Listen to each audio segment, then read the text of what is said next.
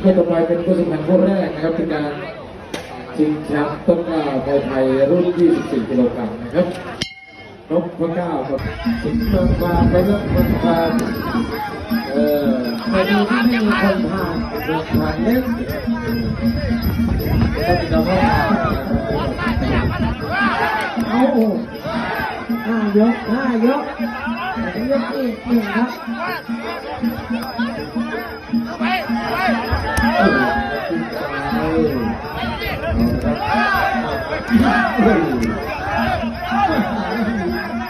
ยังไงเชื่อครับ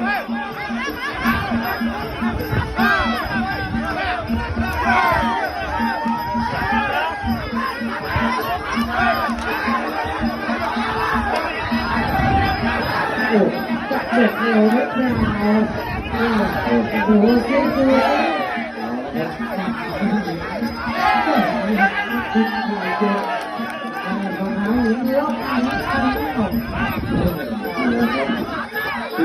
จังเลยครับหลบลาเดี๋ยวโดนปปสคนนี้พวกขโมยแต่จากอำเภอตากสุขตอนเด็กก็มี2 นัด25 กุมภาพันธ์กับ14 มีนาลงไว้ตอนนี้โอ้โหปัดของโอ้โหหนักด้วยนะยกแล้วพร้อมสับยกที่2ครับรับแสงเทียนเทียนเอาต่อลูกโลดโดนจุดพิษเจ้าแสงเทียนต่อครับยอดเหนียวครับวันนี้เดินตีล็อกนั่นเองโอ้ยไม่ได้ติดตามอีกทุกคนเลยครับพวกนี้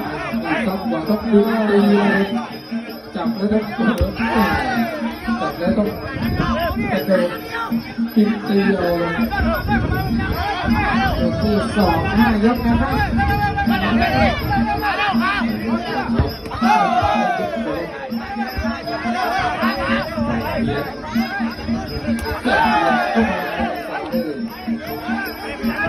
สายทีนึงติดอยู่ที่เชือกประมาณก่อนแล้วที่เอาเปรียบผู้ต่อสู้ครับชกในกติกา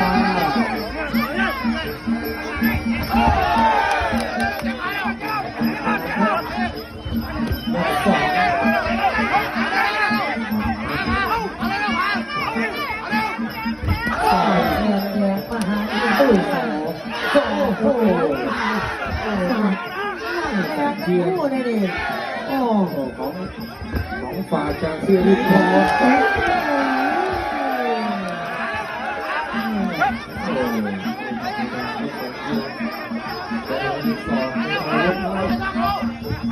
ที่เป็นสายเ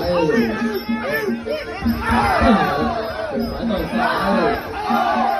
มาแล้ว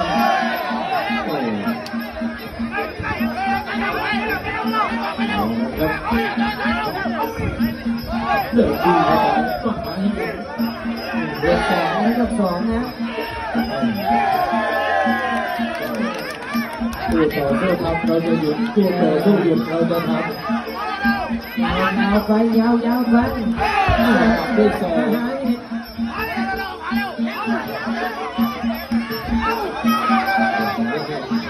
จบ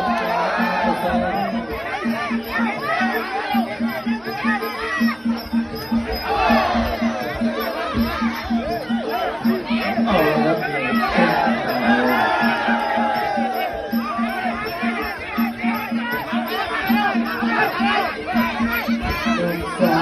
คนนี้เลือกขาโอ้ยพวกเราแบบช่างนะครับทำเงินเอง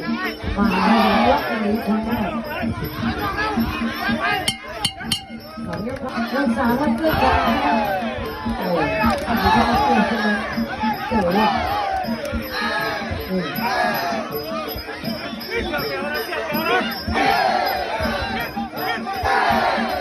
เ หาหินมายกนี้ก่อนรับทับตีก็ไม่ยอมห่างเลยนะครับมหาหินเป็นเงาติดตัวตลอดแล้วตอนนี้จบแล้วโอ้แสงเทียนว่าวันนี้แข็งแกร่งครับต่อยซ้ายสองแต่ตัวนี้ช่วยนี่ต้องได้แหละครับดูแล้วสู้จะดูแล้วเลย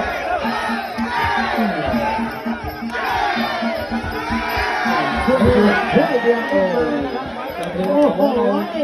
จะเป็นของเราอยู่ข้างหน้านี่ฮะอ้าวสาย ปัญหาเห็น โอ้โหขอ อาจจะมีมันกดน้ำกระจายเลยครับ ครับโอ้สายสายลูกสี่ยกห้าครับใครยังหลอกนะครับยกสามไม่ได้ทั้งคู่ยาวๆไปจะเป็นยังไงยกสาม สาย แสน สองเอาครับหายที่โดนไปสองที ยัดนะครับพี่น้องครับยัดนะครับ แต่ที่สองเพียงแค่ว่าแข็งแกร่งครับไม่ยาวครับขอตีให้ได้ครับโอ้ต่อยสองก็ดูตัดกันไม่ได้เอาทำเดินต่อครับ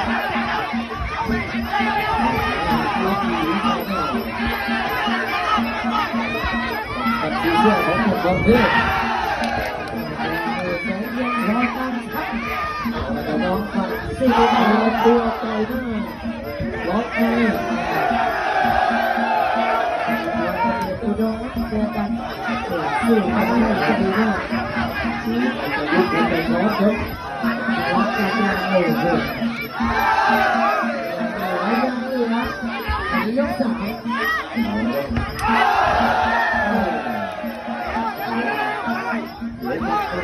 เดินหน้ายกซ้ายของโอ้โหจับเพียงมหาหินสักเพียงโอ้โหไปเอาทีสักทีโอ้โหยิงสักลูกหน่อยครับยิงเข้าไป ยกสี่ครับแสงเทียนจอยกันช่างแดงมหาหินก็เป็นชนะวันทั้งวัน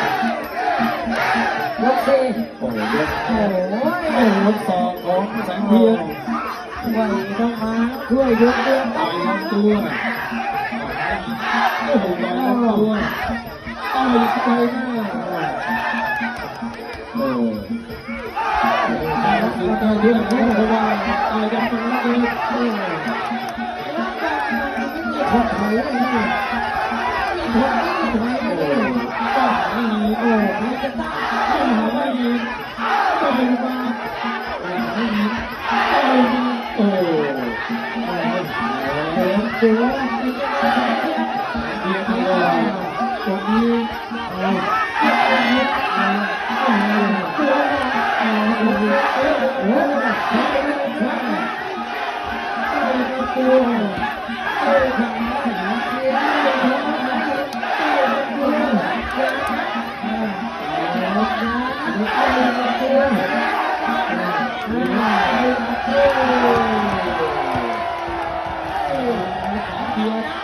แสงเทียนโ